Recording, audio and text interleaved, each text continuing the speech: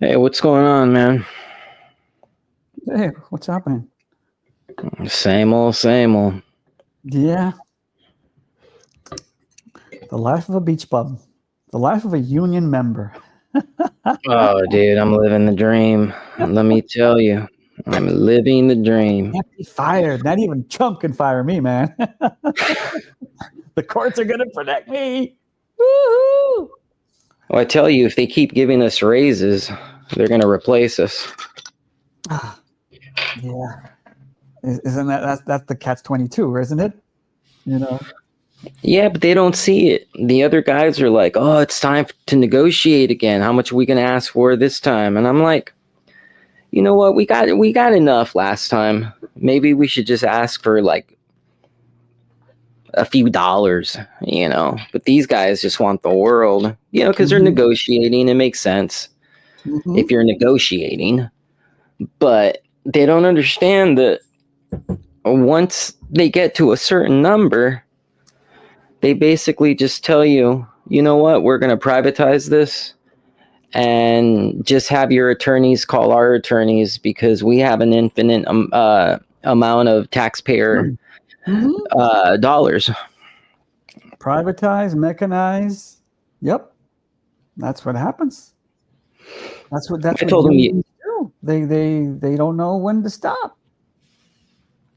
yeah, I mean, it's probably in the next 10 years, you're going to see a lot of construction and you're going to wonder why. And when the construction's completed, you're going to see that everything has been modified for automation. Mm-hmm. So instead of walking in there with a vacuum, there's going to be a baseboard that disattaches and automatically just rolls around the floor and vacuums everything. There are Mm-hmm. going to be drains on the floors. Mm-hmm. The floors are going to be slightly slanted with nozzles on the baseboard. And it's going to spray water and cleaner. And it's going to just drizzle down the floor drain. Done. The trash cans will be connected to a chute.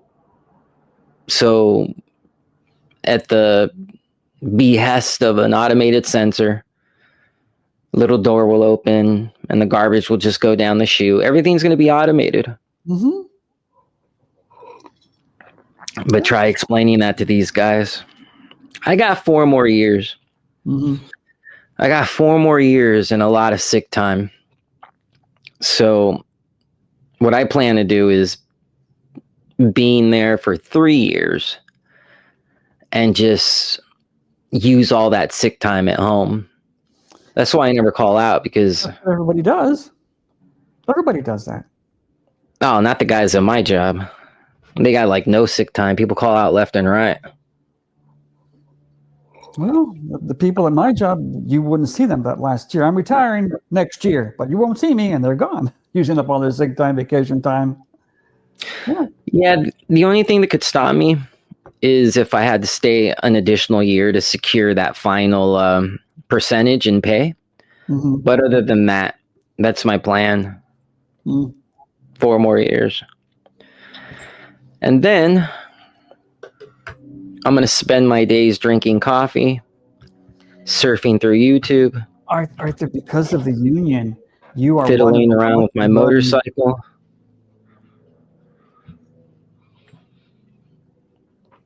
Yeah.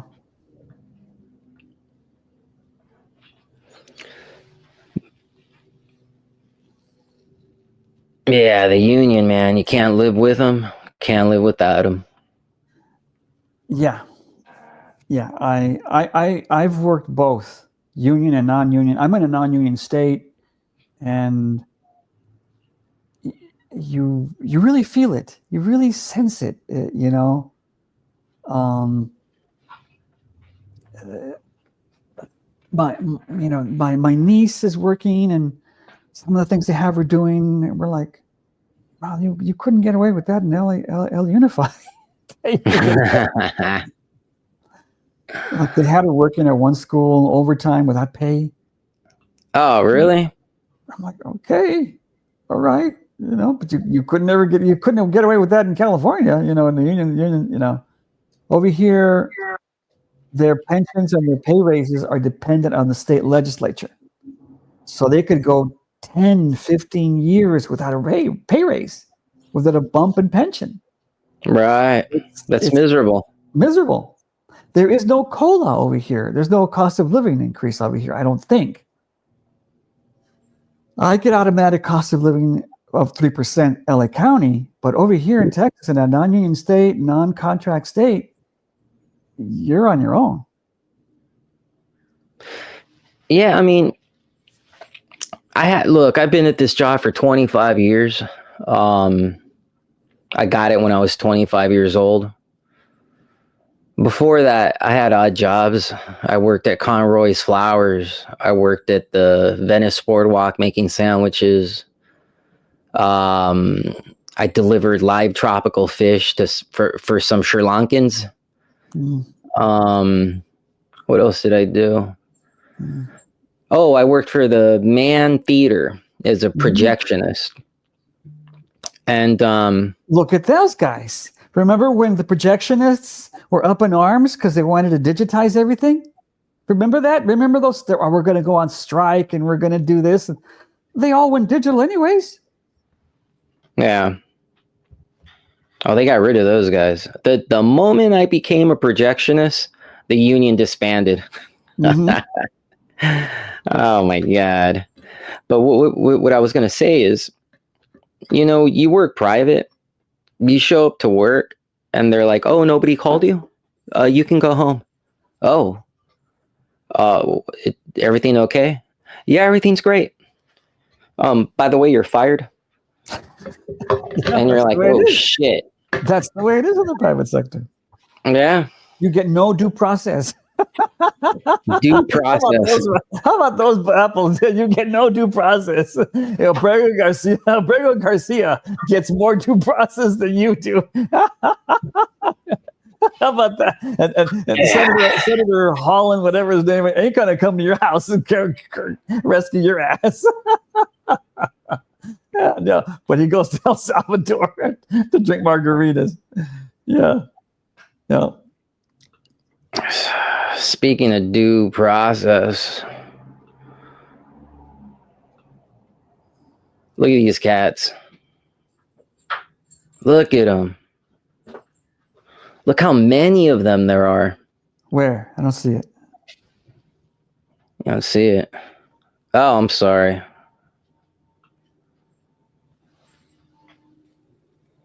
Look at them. There's like a bunch of them. People say illegal aliens don't really take our jobs. What is that? A Home Depot parking lot? No, it's a construction site. Yeah. People say that illegal aliens don't really take our jobs. That they do the jobs that Americans don't want to do. These are craftsman jobs. They're taking the jobs of electricians, plumbers, carpenters, you name it. There's got to be 100 guys there. That's 100 Americans that won't get to work.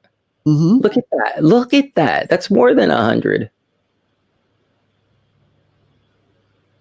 That's insane. Mm-hmm. Where is this? And I think it's in Florida. Oh. And my thing is, if I was an illegal alien, I'd be in hiding right now. Arthur, so we do need a percentage of workers have a visa program, have a worker program. We do. Well, yeah, okay. We do. We've had it for years. Yeah. For years. Like the field workers, all the field work, half of it is automated now. Have you seen the new machines where they shake the tree and they bump they pick the strawberry? It's all automated these days. Yeah, the Mexican 8,000. Mm-hmm. Yeah, I watch a lot of YouTube channels that are about farming. A lot of young people. You want to pick the fields? A lot of young people own their own farms. Oh, you want to Go pick cotton. You want to pick cotton? Yeah, I want to pick cotton. And yeah, you see all the new equipment. Yeah. The tractor thing, that drives on the fields. It drives itself. Yes. And even the watering is automated. The drip irrigation is everything is automated. Water, fertilizers. Yeah, it's gone high tech. Yeah. Yeah. Dude. Have you seen this large woman? This is a hard today. This is a Democratic influencer, and she's got a plan on how to capture young men for the Democratic Party. Who's going to listen to her? Soy boys. You remember the soy boys? Who's going to listen to her? The soy boys. You know what I don't understand? They have this infatuation with the word y'all. Are you just going to find another way to deflect from the fact that y'all don't you haven't been to the South. To help them.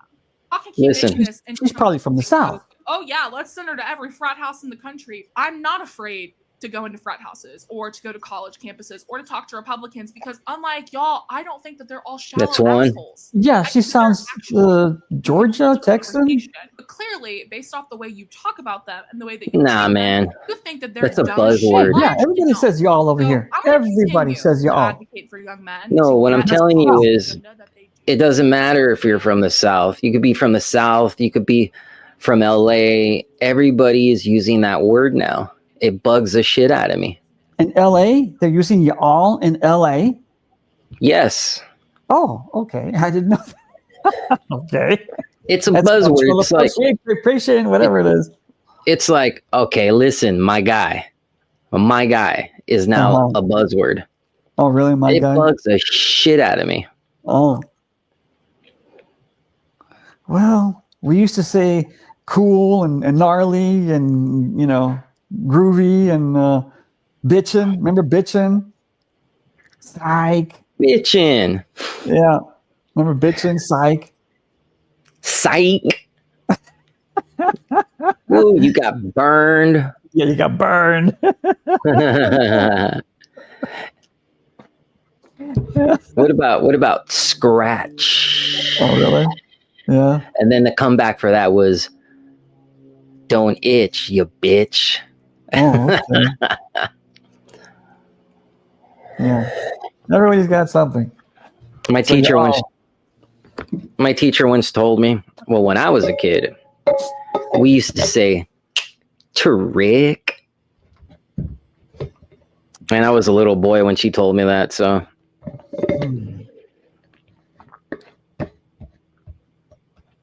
Hey, how was your doctor's appointment? Oh, I got black fatigue. I've been officially diagnosed with black fatigue. Everybody has that. Everybody has black fatigue. And he turned around and he told me the cure for black fatigue is drink a 40. Drink a 40, huh? Drink a 40. How many 40s are you going to drink? Yeah. Yeah. And you got itchy feet, it's black fatigue. You got a toothache, it's black fatigue, man. Yeah. Oh. Everybody thinks it's Lyme disease, but no, it's black fatigue. Yeah, man. People finally caught up with black fatigue. Remember that fatigue syndrome? Here, you want black fatigue? Here's black fatigue. Imagine being on the subway and you're struck with black fatigue. Oh my God. You're struck with black fatigue. Oh my God. What's he trying to do? Tupac Shakur? If you take a small drop of bacteria and put it under a microscope, this is what you're going to see. It's called black fatigue. Oh man, I At least, saw. at least try to be a Michael Jackson impersonator. That's more interesting than that. Oh my goodness, he's rapping about how he's going to whoop some Daniel Penny ass. Oh, okay. I saw a documentary last night, real good documentary. It's called Into the Dust. And it's about a Chinese company that goes into Africa. And they've been given a contract to rebuild a bunch of roads. Oh, those Chinese hate the blacks. The Chinese hate blacks. They can't stand them. And so obviously they have to rely on the African people. That's part of the deal. You know, we hire people. And it's weird. The majority of people in Africa, they either speak their African dialect or French or English. Yeah, or French. And English is a common language there. Yeah. And because of the white colonizers. Yeah, and these guys speak Chinese, and of course they have a translator that, you know, is from there. And the translator, the movie's about the translator, you know, shadowing this one guy, this one Chinese guy. Yeah, and they say, "You're so stupid." Yes, that is the whole movie. The whole movie is, why isn't this guy here? We're here to pick up the gravel. Where is he? He's on his way. Yeah, but he told us to be here now. Where is it? Why did we come all this way if he's not going to be here? So then the guy comes over. Well, the machine's broken. Okay, so you said we called you this morning and you said to come down. Why didn't you tell us the machine was broken? Well, we're trying to get it going. They go back into camp, and the constant problem is that they're always stealing shit. You know, so they're like, okay, well, and they'll steal stuff like the rearview mirror in the truck, you know, the knob off the radio. And so, you know, they're constantly docking these guys' pay because, you know, stuff keeps ending up missing. Fuel's a big one, always missing. And the Chinese guy goes, you know, the translator's name is Eddie, Eddy, Eddie. He goes, you know, Eddie, honestly, you're so lazy. And he goes, I don't understand you guys. The Belgiums came in here 50 years ago, built you a beautiful road. And 50 years later, it's in ruin. You guys not only refused to maintain it, but you destroyed it. He goes, 60 years ago, China was behind you guys. And now we're like 6 generations ahead of you guys in just 50 years. And you see, you know, you see the translator, it's just like, the guy is fucking right. You know, what can I say? Arthur, the Chinese are not 6 generations ahead of the freaking Africans. There may be one generation. The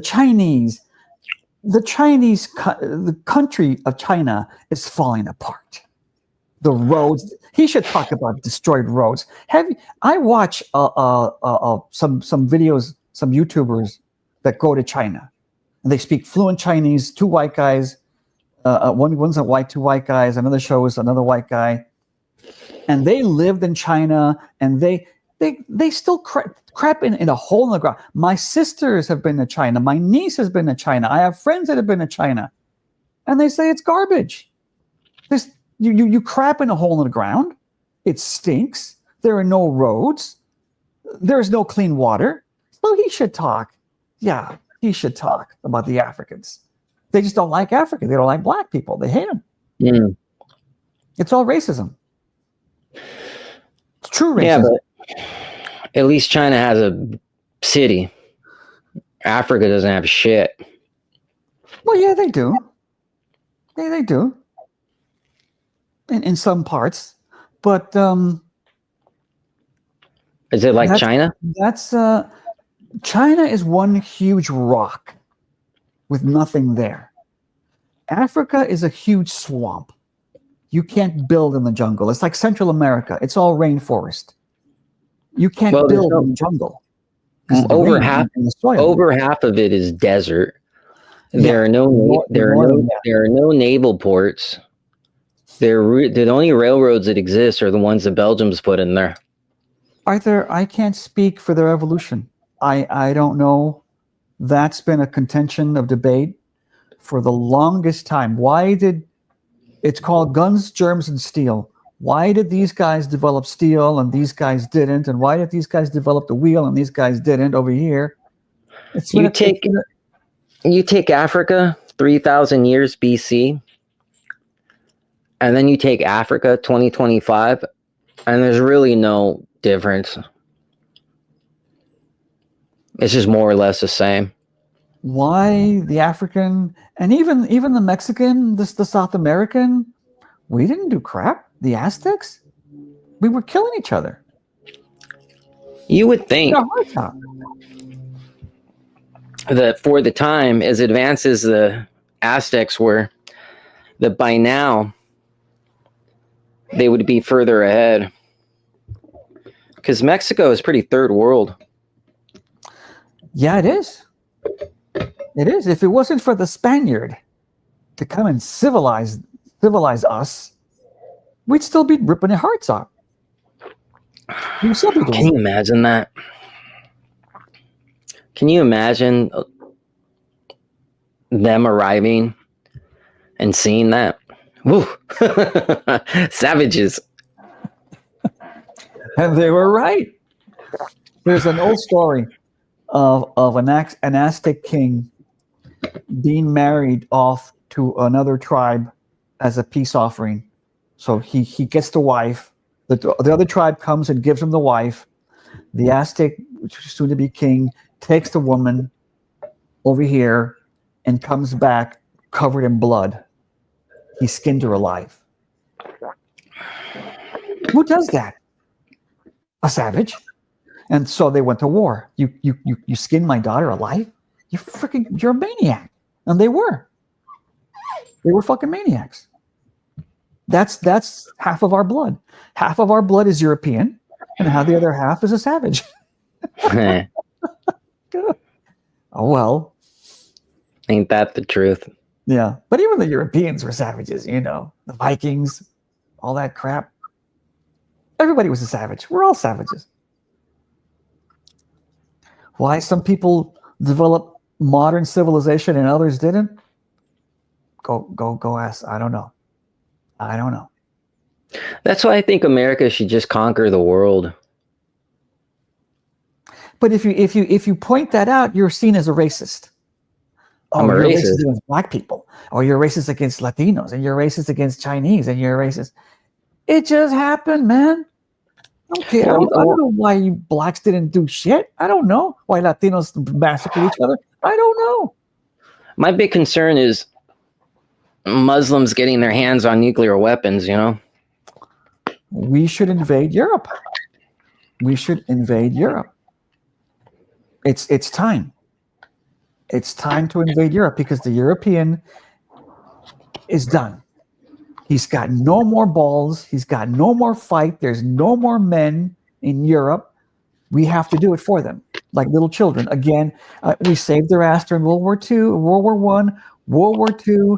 We saved their asses during the communism era. We're constantly saving their freaking asses. They couldn't even fight off Putin in Ukraine. They had to come to us for weaponry. They're just I don't know what they are. We were funding NATO for 80 freaking years. Yeah. That's the reason they have such a strong economy, because they don't spend it on military. We do. Right. They don't spend a dime on military. Well, I shouldn't say that, but they don't spend a dime compared to what we contribute. The British people are dead.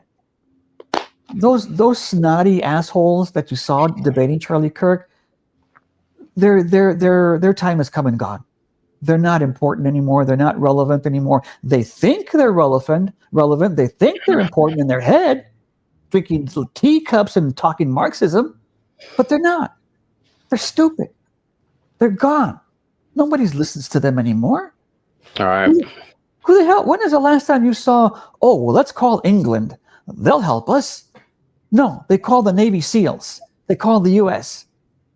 Nobody relies on England anymore. It's a spent country. It's a dead country with nuclear weapons. And we got to take them. Those fucking punks. God, freaking asshole punks. Did you see the punks debating Jordan Peterson? But so I got to be honest with you. I have to be honest with you. I have not seen that Jubilee episode in its entirety. Mm-hmm. I've seen a few clips, and everybody on the internet is saying how Jordan Peterson got owned. But from the clips that I saw, I didn't see him get owned at all. I just saw him saying to these kids, you know what, you're rude. I'm not going to talk to you. That's all I saw. And I don't blame him. Arthur, it's the same song. John Lennon, nobody loves you when you're down and out. They want to kick him. They want to kick him to the ground. Jordan Peterson, we owe so much to that man. He stood up. Him and Ben Shapiro, Charlie Kirk, all of those people stood up to the mob, and got so much punishment. Jordan Peterson lost his license. He lost his degree, whatever his professorship. He lost it all. And these guys are now piling on the old man. He's a dumb old guy. Eh? No, you got to give him his due. You got to take it on 20 assholes at a time, and he's not going to stumble and fumble here and there. You do that. Did you see him stumble and fumble? I've only seen like more than half of it, and did you see anything? Yeah, a little bit here and there, but my God, these are 20 assholes coming at you a mile a minute, and you're not gonna falter here and there. Debating 20 assholes in a time limit. They're talking like they're on speed. They all talk like they're on speed. That's the thing. These kids, all these kids on these Jubilee episodes, in my opinion, are all hopped up on Adderall. Yeah. They're all just fucking snorting that shit. Yeah. They're all meagle mouth. And who knows what Jubilee does in the editing and production, because they want to fight. They want ratings. That's all they want. I wouldn't do that show because it's a setup from the Jubilee people, I would do it if they paid me a lot of money. Yeah, but these kids go in there to stick a knife in Jordan Peterson's throat. Oh, they're out for blood, no doubt. They don't go in there to have a debate. No, they go in there to, oh, you said that. You said, well, why did you say this? And why did you say that? And did you believe this? Did you believe that? Yeah, they're out for blood. But so you got a ding in here and a ding in there. What did you really accomplish? What's the prize? So you got in a little thing here, a little thing over there. Is that gonna go down in history? You're gonna be remembered for that? Well, no, it's gonna pump their YouTube channel up. All those kids have a YouTube channel, every single one of them. And how many of them are relevant to the real world and not their world, to the real world? How many of them are relevant? None of them. That's the goal, isn't it? If you want to be a big shot in your world, your little world, then you're just a big shot in a little world. But if you want to engage the wider world, do that. But but they don't.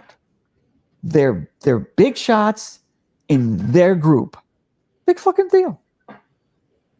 Okay. But if you want to step out of that and engage the rest of us, they don't. They just score points. You know, they're like that kid that punches you and runs away. Remember that annoying kid? He punched you and he ran away. That's them. That's them. That never happened to me. He punches you, runs away, and goes hides in his mother's skirts. That's them.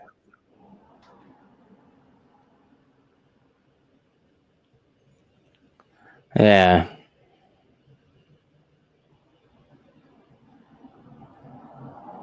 Yeah, I haven't seen it. I got to take a look. I just It's have like, you know, it's like that fat broad, that young girl who you showed me trying to get Democrat men. She's a big wig in the Democratic Party. And where's the Democratic Party? In the toilet. But she's a big wig, right? Everybody, all the Democrats go to her for advice, and they go to the Harris's son. Remember Harris's son and those people, the Dean whatever guy. Yeah. It's like being the big wig in your church or your troop or your lodge, but out in the world, you're nothing. You know, you're just a regular guy. Yeah.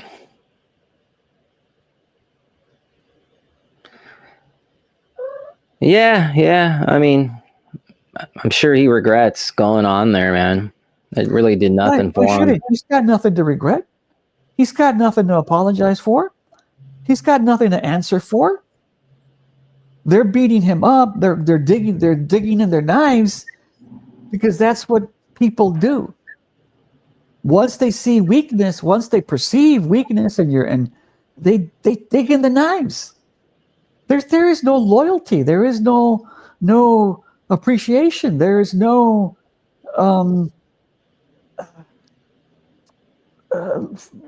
friendship. There's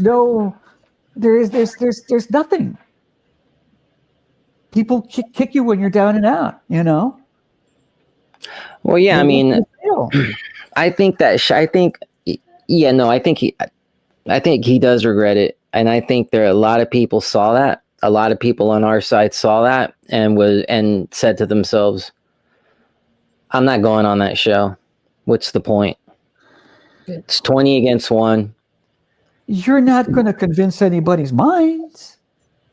It's just a fighting match, a cage match is what it is. That's all it is a cage match. Because you're not going to go there and convince somebody's of your viewpoint or explain your viewpoint. It's just a fighting match. That's all it is. Not only that, it's you know, what are they going to do for me? You know what I mean? What are you going to do for me? But and here's the thing. If you don't know their language, and it's a complicated language, you're going to be lost. They've read this philosopher and that philosophy, and the Marcuse and the Frankfurt School and that and this and that, Gloria Steinem. And if you're not an expert on that shit, you're going to be lost. Who's an expert on all that crap?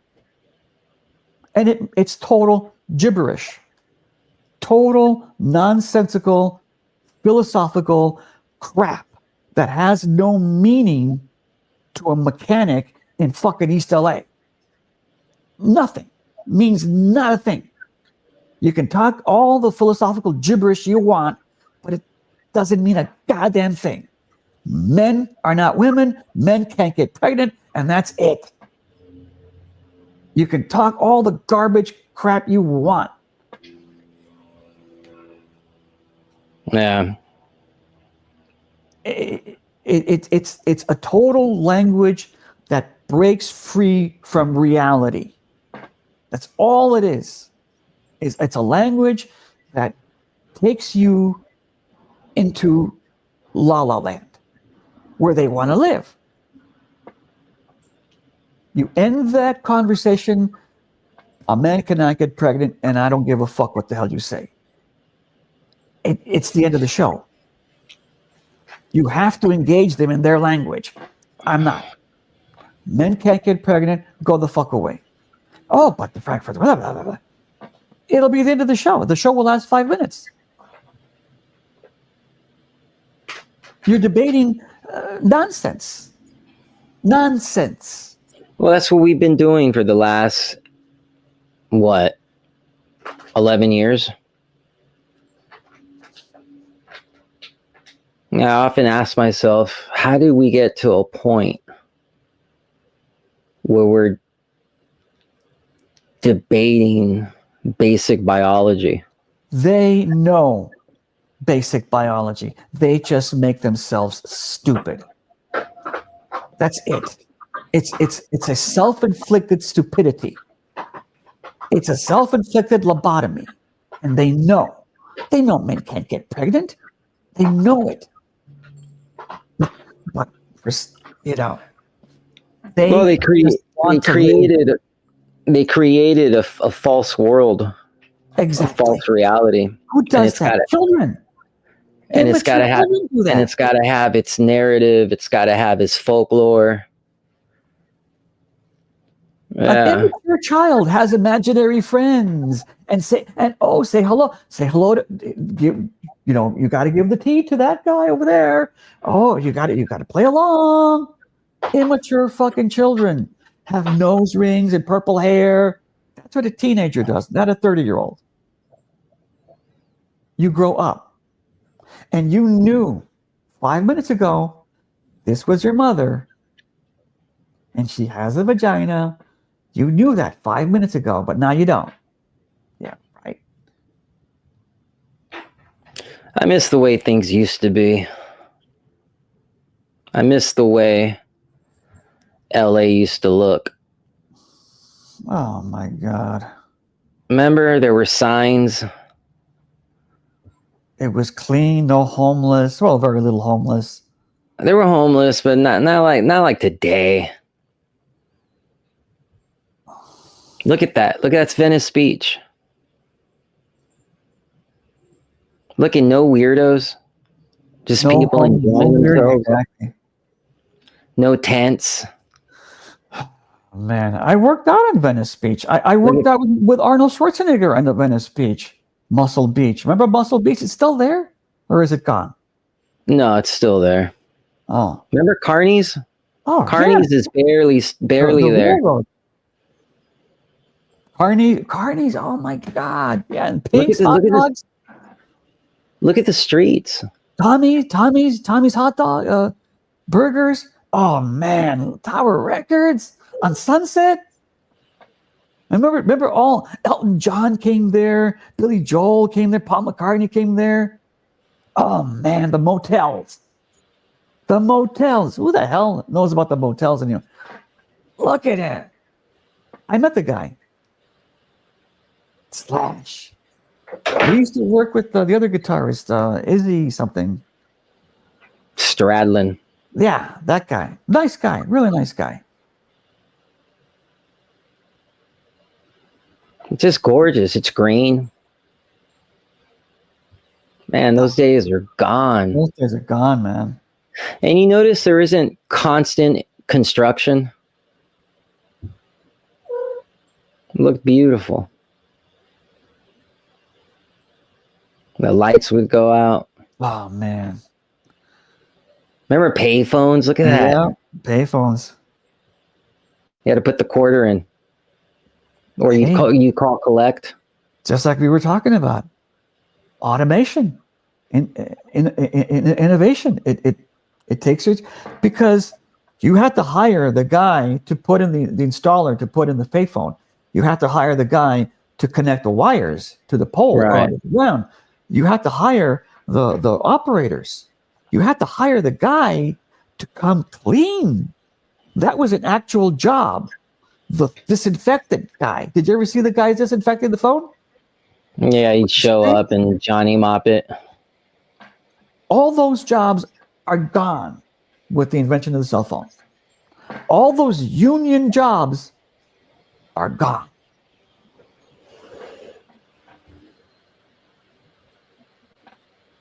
Look at that. There's hardly any homeless people. It's crazy.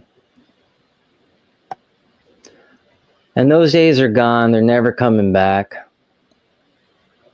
Look, before Amazon. Johnny Rockets. Is Johnny Rockets still there? Yeah, it just depends on where you go. I mean, I'm sure they don't have the locations they used to have. But remember the lights.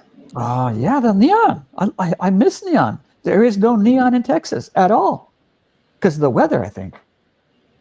Well, you know, I was thinking about that because you had mentioned it. There really is no neon now. It's all digital. Yeah. It's cheaper. Not replaced by digital. It's cheaper.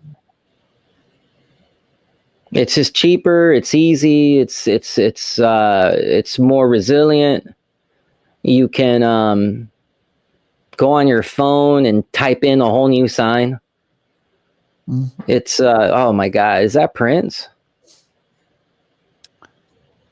Prince was so weird. I saw Prince in 1980 get booed off the stage at a Rolling Stones concert. That's funny. Okay, Bruce Springsteen, yay, Bruce Springsteen. Look, you were probably at that show. Probably. That's at the Roxy too. That show. I think I was. Oh, remember? Let's see what Ventura Boulevard looked like in the 80s. The Valley had a lot of record stores. Remember, the Country Club was in the Valley. Palomino, the Palomino was in the Valley. He had Norm's guitars. God. And the further you back, the cleaner it looks. Malls, man. Yeah, you can stop it now. I used to take my kids to the malls, and it was such an easy thing to do. You know, hey kids, you want to go to the mall? And everybody would go, yeah, we're going to the mall. Mm-hmm. Give them a little ice cream, buy them a little knick-knack. Did you ever hear that song, Take Me Out to the Galleria? Yeah. I recorded that. Well, I assisted on the recording. I was one of the assistants on the recording of that. That was really? You ever heard of a band called Devo? Yeah, I knew Bob Casale. Oh, okay. Well, Mark Mothersbaugh's wife at the time recorded that song, and they came into the studio, and I was one of the assistants on the recording. Yeah, they were cool. Two of the guys are dead now. My friend that was in that band. He was dead? Two of the members, yeah. My friend Bob, who was in that band, passed away a while ago, probably almost 10 years ago. Holy shit, I didn't know that. And they were always hard up for money too. They wanted a tour, and Bob's brother, one of the leaders of that band, he did better with finances, and he never wanted a tour, but everybody else was hard up for money. So occasionally they'd convince them. And I would see Mark Mothersbaugh and his wife at the clubs all the time. They went out. Mark Mothersbaugh, I think, did very well. I think didn't he write a couple of TV show songs or something like that? Yeah, yeah. That's why he did good. He always kind of kept working and kept making these contacts. He did really well. Yeah, the rest of the guys. Yeah, the rest of the guys not so much. I don't know for sure, but I think there was some drug issues going on. There's always drugs and alcohol. Always with those guys. Again, I don't know for sure. Yeah. I'm just, I don't want to get sued. But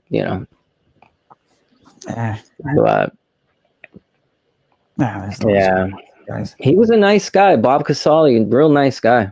Mm-hmm. Yeah. Real warm, welcoming, really? Quiet. Mm. And man, they knew how to do shows. I used to watch their shows at the very end. They would come out with their rubber suits and their red hats. And they would have their little onstage routine where they'd all hop around, and then they were great. They were amazing. Yeah. As much as I hate Bruce Springsteen now, I can't stand the guy. They were genius, genetic mutants, because they could perform. They put on Bob Seger, George Thorogood, the Stones, Bruce Springsteen, you name it, Foghat. They were performers. It was like you would come out of the show sweating. You were sweating because they were high as a kite to do all that jumping around. But man, and to hear Clarence Clemens sax solo on Jungle Land in 1979, 1980, 81 was magical. It was a spiritual thing. They were talented. They grew into what they grew into now, but back then they have talent. It's genetic.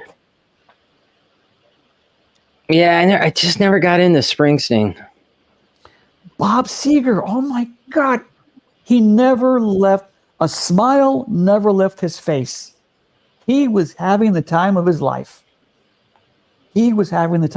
George Thorogood was bouncing up and down, doing duck walks all over. You don't see that crap anymore.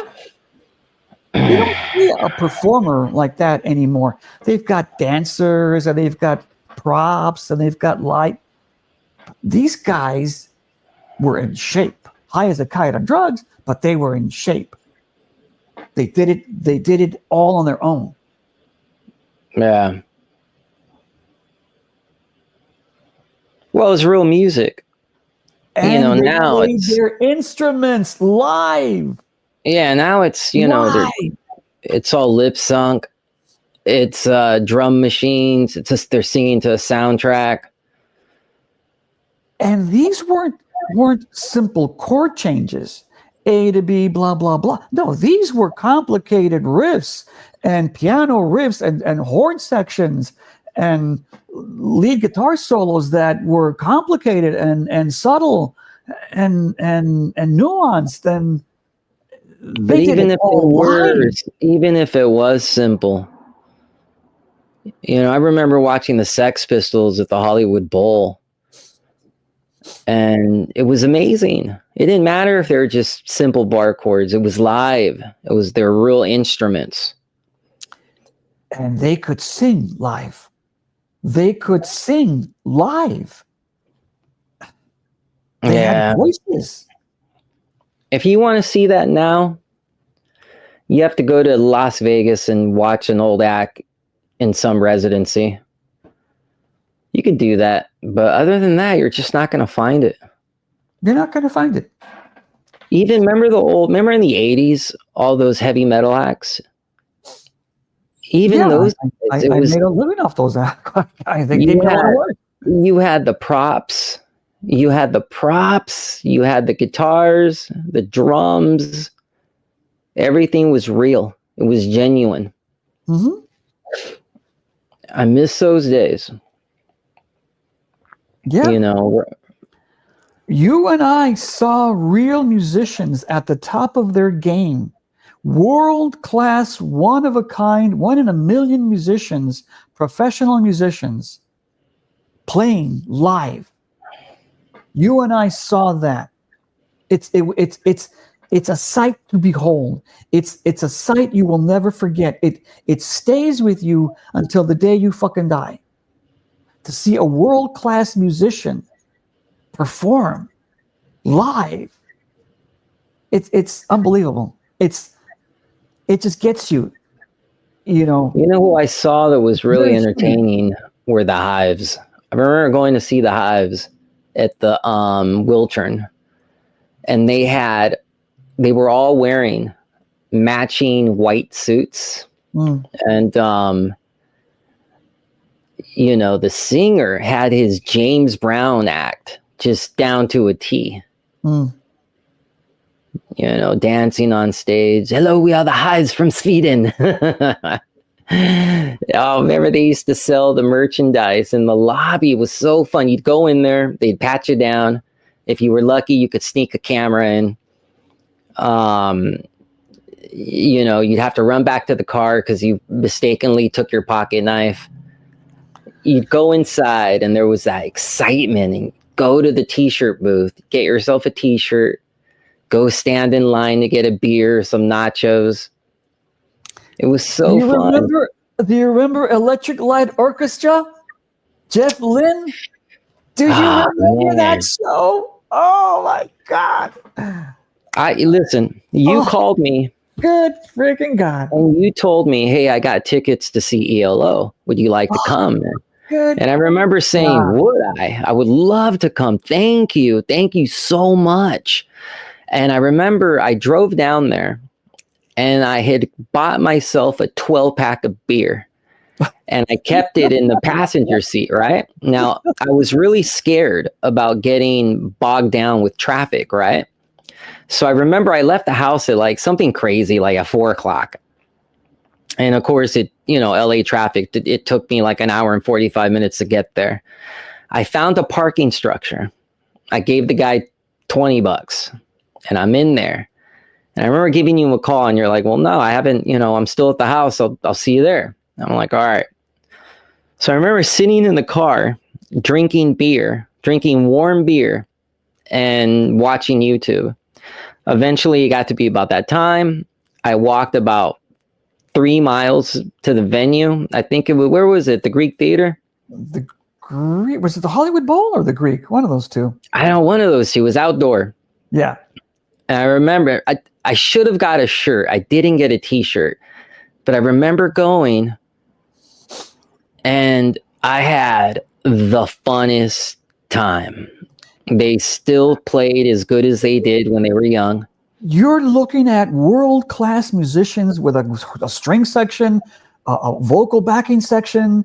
I mean, God, they had an orchestra. The piano, the keyboard. They had a full-blown orchestra. He could still sing. What year was that? 2015? I don't know. No, I think it was way before then. I wish I knew what year we saw that. But I saw Paul McCartney after he broke up with the Beatles, the Stones, Earth, Wind, and Fire. I saw them all, man. Well, not all, but I saw a lot of them. I regret not seeing Pink Floyd. They came to LA Coliseum during the Animals tour. Led Zeppelin, I didn't see. You never saw Pink Floyd? Pink Floyd would have been a magical show. Yeah, I missed that show where they flew the pig over the Coliseum. Oh man, that would have been a nice, great show. Oh, with the lasers, David Gilmore with this Strat. Oh man, that would have been a sight to see. You see, that's what I'm telling you. The last time, because you're an Eddie Van Halen fan, and I'm not a Shredder fan. I'm a David Gilmore type fan. He's methodical. He's subtle. He knows how to play and be emotional. And he doing yeah, okay, but but Eddie did more than that. Eddie was more than that. I mean, you're kind of describing a lot of those 80s hair bands. Yeah, they did a lot of the Yeah, I mean, Eddie's early stuff was, really Cream, AC/DC. And then they got commercial with Sammy. You're talking about, as you said, world-class musicians. Yeah. And I mean, he was busy for sure. You know, he was tapping, and you know, he loved playing that guitar. Mm-hmm. But yeah, David Gilmore would take you on this trip. Yeah. He didn't He need was to shred, bluesy. He was bluesy. but he They wrote knew. different songs. These people are genetic freaks. I'm telling you, they're 1 in a million. It's in the All right. gene, all in the genes. Listen, I got to get out of here. I got to go to work. But I'll see you, man. All right, man. Keep it in the pants, pervert. Mm. All right.